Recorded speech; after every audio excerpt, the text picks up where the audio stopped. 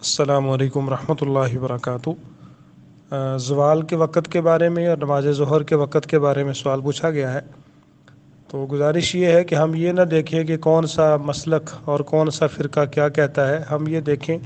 کہ مستند بات کیا ہے اور رسول اللہ صلی اللہ علیہ وآلہ وسلم کا فرمان کیا ہے۔ صحیح مسلم کے اندر ایک روایت ہے جس میں نماز ظہر کا وقت بیان کیا گیا ہے کہ نماز ظہر کا وقت زوال شمس، سورج کے زوال سے شروع ہو جاتا ہے اور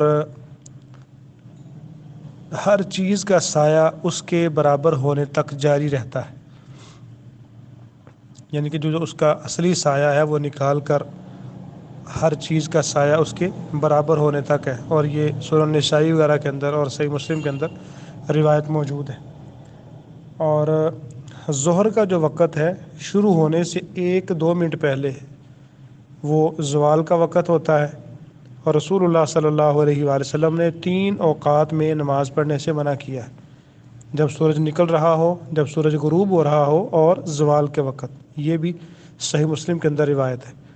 تو اگر ہم اس اعتبار سے دیکھتے ہیں تو آج کل، یعنی کہ اگر یہ جنوری کا اینڈ ہے تو اس کے آج کل تقریباً 12:18-19 پہ ظہر کا وقت شروع ہو رہا ہے۔ تو آپ اس سے کو 2-3 منٹ پہلے کا وقت ذہن میں رکھ لیں کہ وہ زوال کا وقت ہوتا ہے، تو چند منٹ کا وقفہ درمیان میں مزید بڑھا دیا جاتا ہے، 15-20 منٹ کے بعد پھر اذانیں وغیرہ کہی جاتی ہیں تاکہ مکمل جو اشکالات ہیں وہ رفع ہو جائیں، اور جو درست بات ہے